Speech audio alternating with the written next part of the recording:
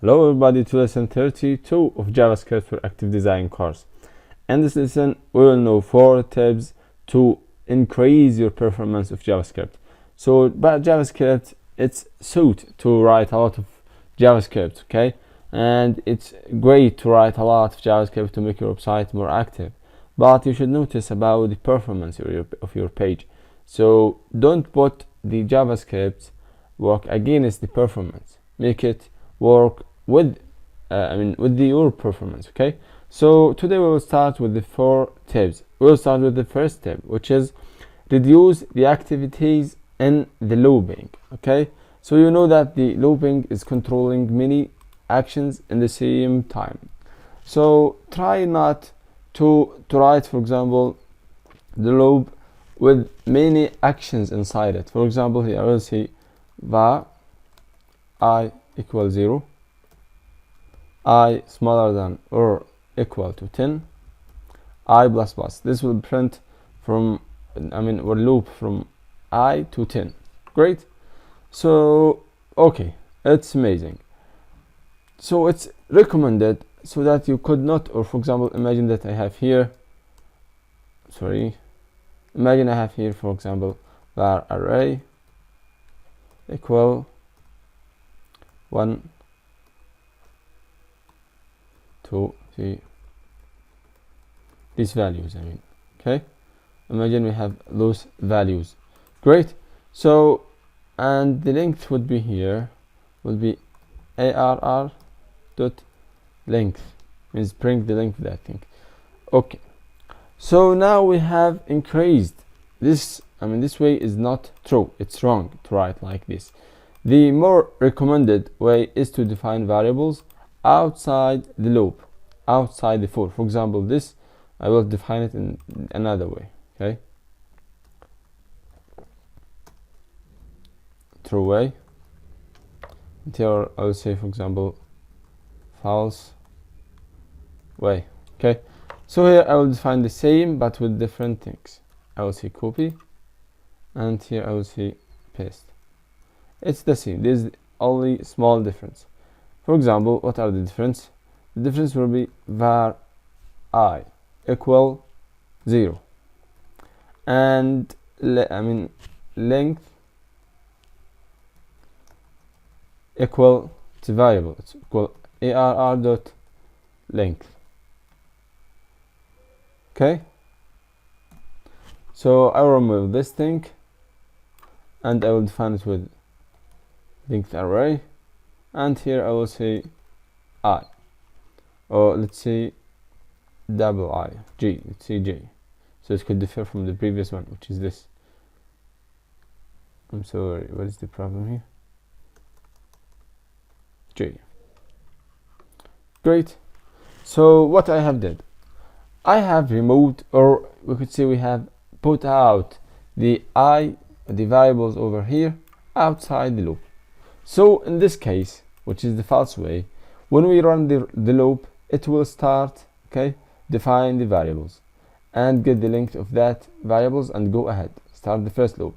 The second loop, it will define the variables again another time and will take the length, okay, and go again. So it performs 2 extra options that we could remove it. So it, for example, if we have 10 loops and we have here 2 operations, it will be 20 loops, 20 operations, 20 instructions, which is assigning or getting the length of the array, and the second is assigning the I variable and define it. Okay, define it and assign it. Great. Which will, for example, if we have 10 variables, it would be 20 instructions. If we have 10 loop, it will be 2 multiplied with 10, it will be 20. But in this case, we will go to the first instruction, which was assigning the variables here to 0 and getting the length of the array, and we'll go ahead. The first loop, we will only assign, there's no extra instructions. We have only at the beginning before we begin to the for loop. Okay, so it's recommended that not increase the information inside the for. For example, imagine I have here assigning a variable. Okay, var x equal 10. Okay, and I need this variable to be 10 all the time. Why not remove it at the top and work? Because if you put this variable inside the for, it will be identified every time we go to the for loop. For example, if we have here 1000 for loop, this instruction will be identified 1000 time. So it's wasting of time and wasting resources. So put it here outside and don't put a lot of information inside the for. So the first step is don't put a lot of instructions inside the for loop or any loop. Okay, so don't or reduce the activity on loop. Second tip is reduce DOM access. What do we mean with DOM access? Let's remove these things. Okay, and also that thing. Okay, what do we mean with DOM access? DOM access means when we write document. Okay, so document means DOM access. Document.get element by ID, then right here txt holder ID, then .inner HTML, then equal, for example, hi. So reduce accessing this element. Okay, imagine that I have here if, for example, if, and I need to say if 1 equal to 2 equal to, go here and print this element. For example, let's see here variable x equal 10. Great, and I need to see here if x smaller than 10, do this. Else if x greater than 10, do this. Else do this.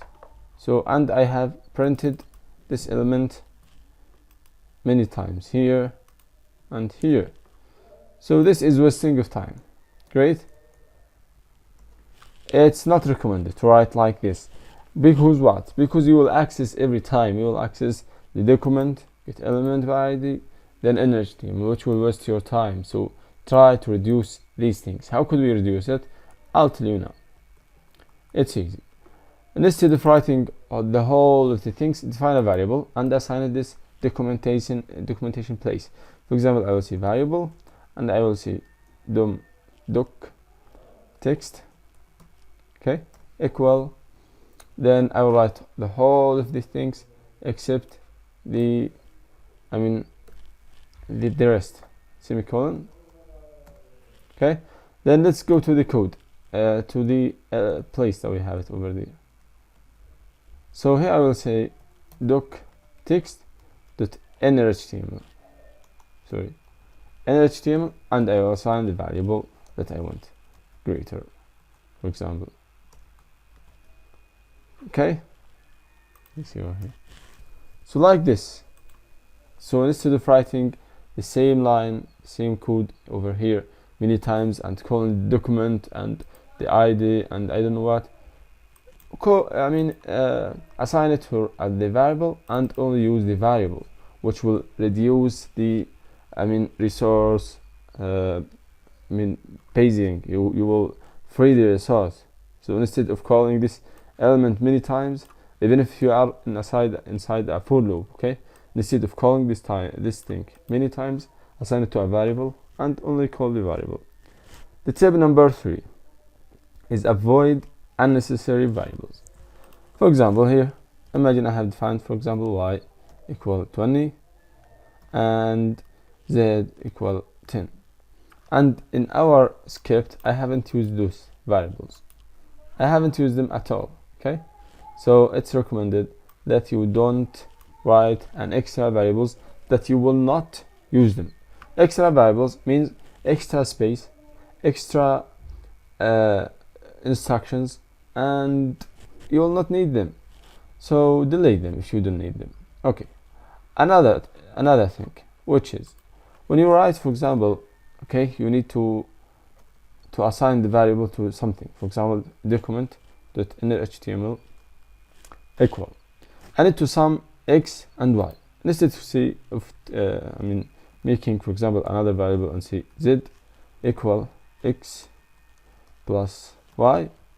Instead of doing this way, it's recommended that you put them directly. Okay, instead of assigning them to an extra variable, it's recommended that you take them as they are and put them at the place that you wanted and delete the variable. Okay, so don't waste your time and your resources with defining extra variable or unnecessary. Define the variables as long as you want, as much as you want, but if there is a variable that is unnecessary to be existed, remove it, so to help your performance. The last step, which is delay script loading. Delay script loading means your script will be loaded if you put it at the beginning. Okay, so if you put your code or script at the top, it will be loaded firstly, then the code and the HTML and CSS will be loaded, which is not recommended. But you could define your script at the end or at the bottom of your script of your page, so that the browser will load the whole of the script, the whole of the HTML element and CSS, and then will go to your script, which will help the performance of your website. Instead of calling the script, that it will not be used there, and then going to call the HTML. No, print the thing that the user will need. Don't let the user wait for nothing. So the user will wait, and he's expecting that the page will appear in front of him. No, what appears is nothing. The script is loaded. How did the user will know that the script is loaded? The user needs something to say and to know that there is something is uploading. So if you show the HTML and the CSS, he will agree that there is something working, and then the script put it at the end or at the bottom of the page. Like in our case, he will write the HTML code over there, and then at the end, at the bottom, we will write the script over here. Great. So let's go back quick to the tips that we have taken. The first tip is reduce activity in loops. Don't put a lot of instructions inside loops. The second is reduce DOM access, which we will reduce it by assign that DOM access to a variable, and we will manipulate. We will deal with that variable. Also, avoid unnecessary variables. If you have a lot of variables, avoid them that they are not necessary. Delete them and write, if you could, directly to the assigning to the variable you want. The last, which is delay JavaScript code or loading, JavaScript loading, by putting the script at the bottom of your page. So I think it's clear, and it's enough for this lesson. Thanks, and hoping to study the next lesson, which would be important, which is mistakes that you make it with JavaScript, and you should avoid it to make your script great. So thanks for listening and watching, and see you in the next. Bye.